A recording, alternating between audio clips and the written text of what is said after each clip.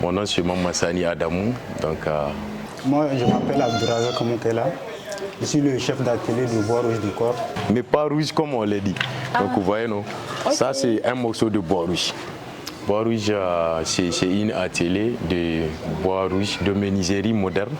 Donc le nom bois rouge pour moi, je l'ai choisi parce que le bois rouge est un truc vraiment précieux, qui a de la valeur et qui, quand on travaille avec, il a une grande résistance.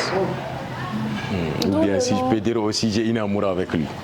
Donc d'où le nom bois rouge. D'où le nom bois rouge du corps.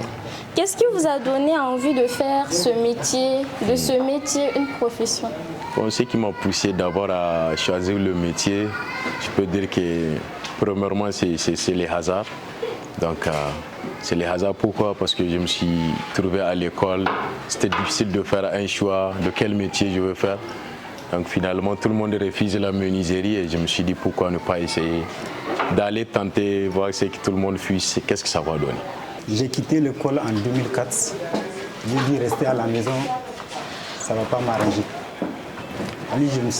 Je me suis lancé en même temps dans l'apprentissage. On était avec un Marocain. C'est avec lui qu'on a commencé. C'était en 2004. Donc c'est comme ça que vous avez commencé? C'est comme ça que je me suis retrouvé dans la carrière. Et quels sont les défis que vous avez rencontrés? Les défis rencontrés étaient vraiment énormes. Parce que c'était d'abord un métier où, de nos jours, les jeunes n'aiment pas ça. Et quand tu es menuisier, on te critique, on t'insulte de tout nom, tout simplement parce que tu as choisi d'être menuisier. Donc il faut vraiment de la force et il faut avoir confiance en soi-même pour pouvoir percer dans un métier comme le nôtre. Et qu'est-ce qui vous dérange le plus dans ce métier? Ce qui me dérange le plus, très souvent, c'est la matière qu'on n'a pas ici. Et souvent, tu peux trouver un contrat, aller au marché chercher le genre de bois que tu veux, même ça n'existe pas. Il faut pouvoir attendre, ils vont commander. Et peut-être tu étais obligé des fois même de prendre les genres de bois dont tu n'as pas prévu de prendre. D'accord. C'est un peu ça. Comme Mansal vient de le dire, c'est la matière d'œuvre. C'est ça qui manque. Ça, notre problème. Si on a les matériels, il n'y a pas de problème. Et qu'est-ce qui vous plaît le plus dans ce métier? Ce qui me tient le plus, c'est que c'est vraiment un métier noble, un métier que je fais par amour. Avant, je faisais ça, les gens me détestent. Et aujourd'hui, je suis comme un modèle pour les gens qui aimeraient vraiment apprendre ce métier. Vous venez de parler de jeunes. Et donc, quel conseil avez-vous à ces jeunes qui veulent se lancer, qui vous prennent comme modèle? Le conseil à ces jeunes-là, c'est de savoir qu'il n'y a pas de sous-métier. Et on est dans un pays où il n'y a rien qui est fait, si je peux dire ça. Donc le fait de choisir un métier quelconque et essayer de se donner à fond et de faire ça honnêtement, d'apprendre ça honnêtement aussi.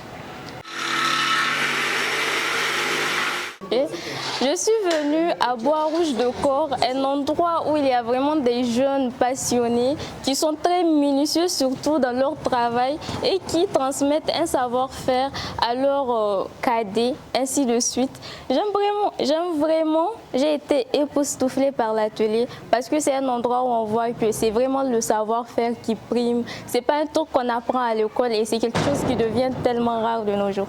Ce qui m'a le plus marqué dans le parcours du chef de Bois Rouge, c'est qu'il n'a pas attendu de terminer ses études pour se lancer ou de recevoir une quelconque aide. Il s'est trouvé une voie, il s'est frayé un chemin lui-même et aujourd'hui il est là, il est un modèle pour les autres.